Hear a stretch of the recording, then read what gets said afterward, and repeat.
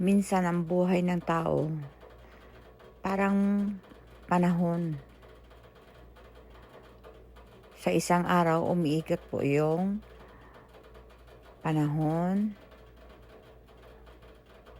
may ulan, may tag-init, may taglamig.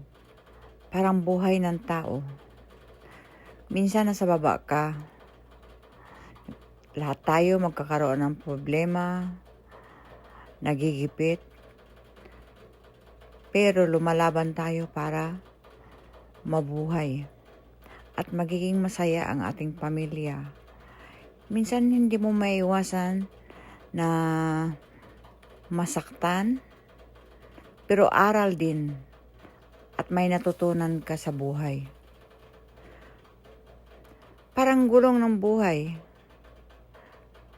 at parang panahon at parang araw lumulubog